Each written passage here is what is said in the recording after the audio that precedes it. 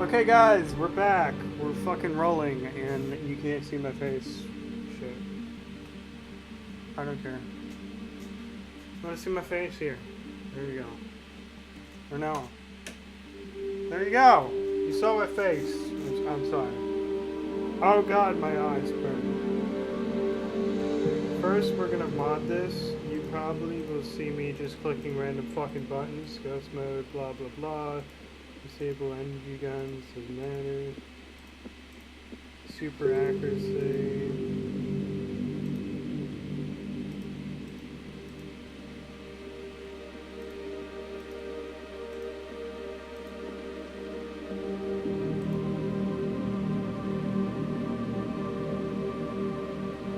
I'm kind of blind right now, I'm sorry. I kind of stared at a light too long.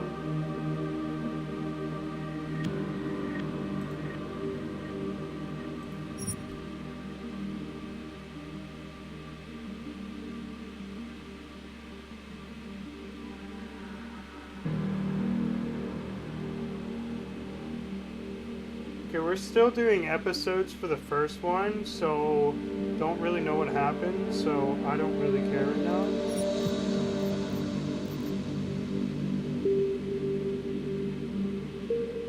Okay. We're gonna play on the hardest difficulty. Yeah! Because it's modded. Fuck you all. This is modded shit. Yes.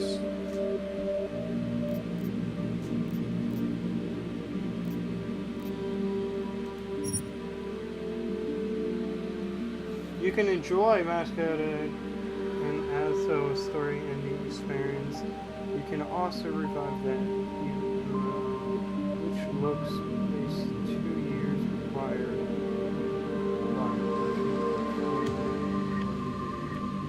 Do you want to? The year was 2027. Advances in biotechnology were helping people improve their physical and mental abilities to an amazing degree. I think I already watched this. Provided, of course, they had enough money. A new breed of people was emerging, half human, half machine. And in Detroit, at least, not everyone was happy to see it. I'd just landed a job as head of security at SHARE Industries, a cutting-edge biotech firm. David Sarif himself handpicked me for the job. Said he needed me to keep his people safe. My ex, Megan Reed, was one of them. Brilliant neuroscientist, Megan had found a way to make augmentation safe and affordable for everyone. All she had to do was present her research to Congress. But the night before her big meeting, my security measures failed. A team of Black Op mercenaries stormed into Sarif headquarters, massacring everyone in sight. 3 of the mercs were heavily augmented walking tanks. Their mission? Take out Megan and her team. I tried to stop them, but their leader tossed me through a plate glass wall. Last thing I heard as his bullets slammed into my brain was Megan's dying scream. I should have died with her. Only I didn't. High-end military-grade enhancements saved my life. The best augmentation Sarif's money could buy. It took me half a year to get a feel for her. Should have taken longer. But 6 months into my recovery, SHARE Industries was attacked again. This time, by a radical group of pro-human purists.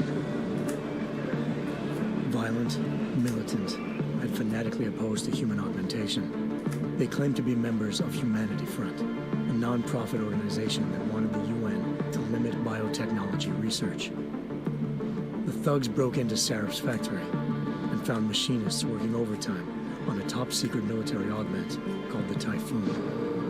Sarif sent me to retrieve it, and when I did, I found one of the so-called purists next to it, wired with cerebral implants, trying to download its classified specs.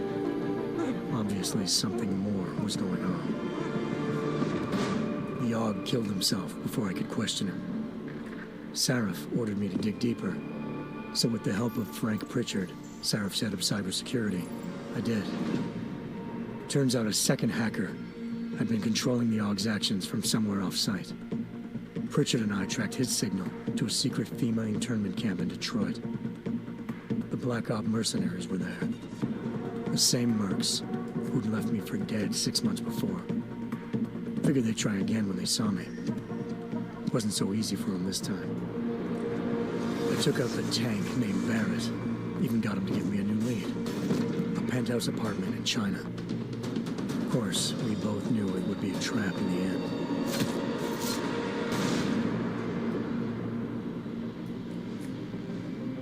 Hengsha Island, China. Home to a city so crowded, they had to build a second city on top of it. Damn. Trying to find clues in Hengsha wouldn't be easy. Lucky for me, I wasn't alone. Farida Malik, SHARE Industries' ace pilot, had lived in Hengsha before. A good person to have on your side. She knew enough about the place to get me around. Malik dropped me in the lower city, close to the penthouse Barrett had told me about. Bell Tower Associates, a private security firm under contract to the Chinese government, had agents tossing the suite when I arrived. Just not for the reason I'd been expecting. Turns out the man who lived there was a criminal hacker named Van Bruggen. The same hacker who'd been remotely controlling the AUG in Sarah's factory. Van Bruggen's panicked decision to force the man to commit suicide had been a mistake. Now his mercenary partners were gunning for him, and I needed to find him before they did. Locating Van Bruggen meant playing nice with the Triads, Hengsha's organized crime lords. They had the hacker holed up inside a low-rent capsule hotel. By the time I found him, Van Bruggen had no qualms giving up the woman who hired him. Zhao Yunru, president of the Taiyang Medical Corporation. According to Van Bruggen, Zhao wanted to monopolize the augmentation industry and had hired Black Op mercenaries to destabilize her competition. SHARE Industries was at the top of her list. To prove this, I needed to get inside TYM and grab a surveillance hologram off a server. I suspected Van Bruggen was hiding something when he told me this, but nothing could have prepared me for what I saw. Megan wasn't dead.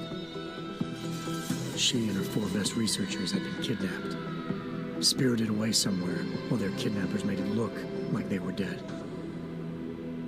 Desperate to learn more, I confronted Zhao in her penthouse. She claimed to be a pawn in a bigger plan, and hinted at a group so powerful it controlled global interests at a whim. Then she slipped into a panic room and hit the alarm, forcing me to make a very quick exit. I figured Zhao was lying, but part of her confession made sense. David Sarif had been worried about his people. So worried, he'd required all of them to have subdermal locator devices surgically implanted. The GPOs would have been broadcasting the day of the attack. But Zhao said a single call to Picus, the world's leader in global 24-hour satellite news, had turned those signals off. I needed to fly to Picus headquarters in Montreal if I wanted to learn more.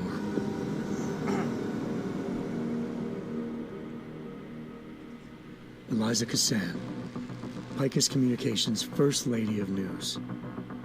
Malik thought I was reaching when I told her Eliza was involved in this. The world's most famous news anchor, working with a mercenary hit squad. But when I confronted Cassan in her office, she freely admitted to jamming Detroit's satellites the night Megan's team had been taken. Said she's just been following her commands. I suspected she wanted to say more. Oh, interesting. But Black Op mercenaries showed up looking to shut us both down. And just like that, the Eliza I'd been talking to disappeared. The mercs were led by an augmented killer I'd crossed paths with twice before. Fedorova, a woman who'd made silence her best friend. She waited for me to track Eliza's transmission to a secret server room underneath the Picus complex, then jumped me from behind. A deadly fight ensued. I made sure she never moved silently again. With Fedorova down, and no one left to keep Eliza quiet, she reappeared. Turns out Picus's First Lady of News wasn't a lady at all. She was a sophisticated AI program, engineered to monitor data streams and control what people believed. Eliza told me the mercs had brought in a Humanity Front doctor named Isaiah Sandoval. to remove the scientists' implanted tracking devices while Detroit's satellites were down. She also told me to speak to David Sarif if I wanted to learn more. By the time Malik and I got back to Detroit, tensions between normal and augmented citizens had reached a flashpoint. Riots were breaking out in several cities, and the UN was being urged to intervene. Sarif was trying hard to convince Hugh Darrow, the inventor turned philanthropist who'd once been a leading proponent of enhancement technologies, to help stop a possible regulatory vote. Sarif had a lot riding on Darrow. Megan's discovery would have given millions of people the chance to evolve beyond their normal human abilities, and at the same time catapulted Sarif Industries to the top of the Fortune 500. According to Sarif, Megan's kidnappers knew this, and didn't want people evolving unless they controlled how it was done. He called his enemies Illuminati, and urged me to keep searching. Determined to do so, I tracked down Sandoval via America's most outspoken augmentation opponent, Bill Taggart, Sandoval's boss and founder of Humanity Front. Sandoval admitted to operating on Megan's team when I confronted him, but said he hadn't removed their GPLs. He'd merely switched them to a different frequency. Pritchard was able to trace one of the signals to China. Malik and I immediately took off in pursuit. Unfortunately, the Illuminati were one step ahead.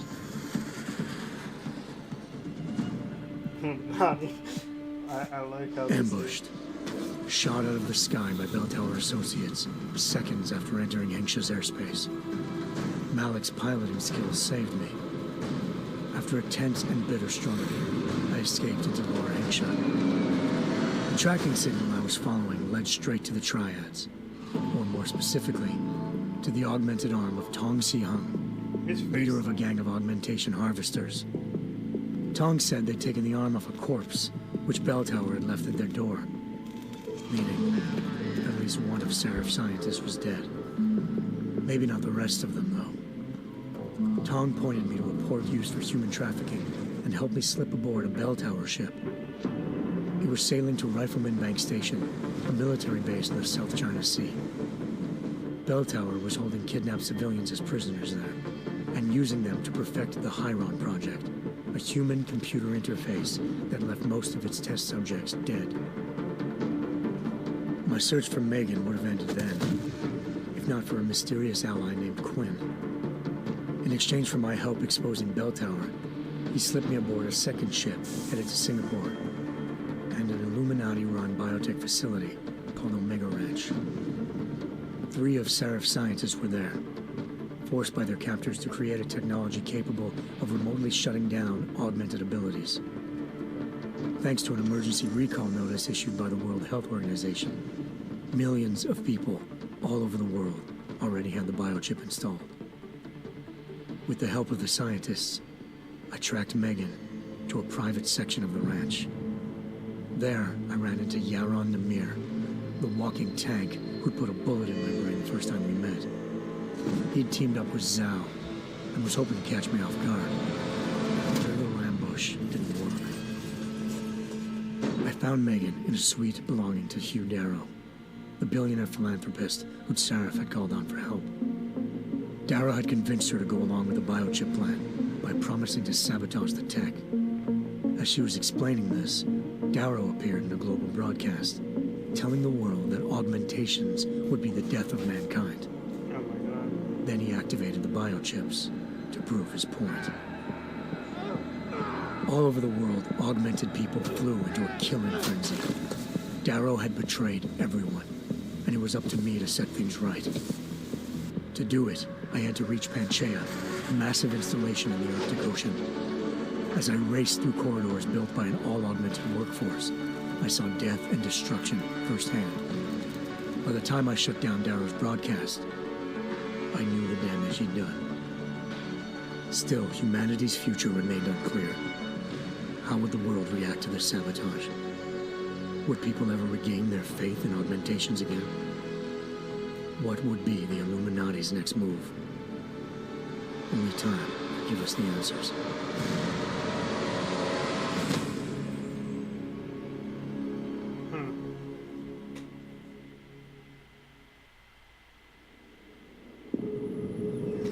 We're in the game!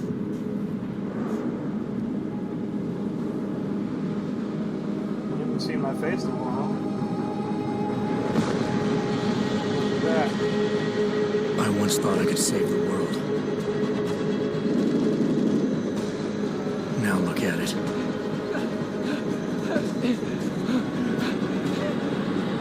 In yet another augmented terror attack, 251 passengers aboard Sister Airlines Flight 451 were killed when an augmented passenger broke into the plane's cockpit and ruthlessly butchered its flight crew. What the fuck?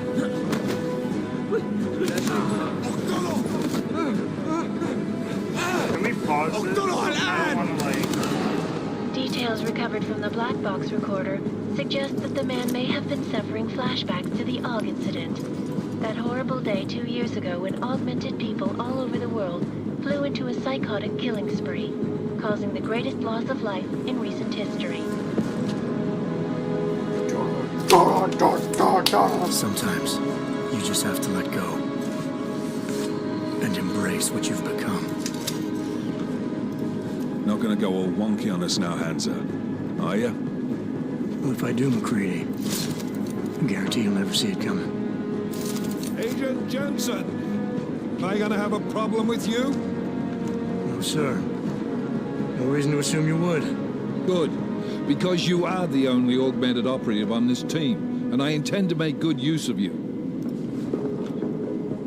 Listen up, all of you. We got a sandstorm barreling down our arse and we can't afford to make mistakes. We're going after this man, an arms dealer named Shepard. He's ex-Bell Tower, one of the Special Forces commanders who disappeared during the incident. And he's come out of hiding. That cannot be good. It's not. He's selling weapons and military-grade augments to terrorists. This is Aran Singh, the undercover agent who lured Shepard out of his hole. Best you see Interpol's got. For 3 years he's worked hard to get him tight with the Jinn, an Iraqi smuggling cartel that's infected the Eastern Hemisphere like a plague.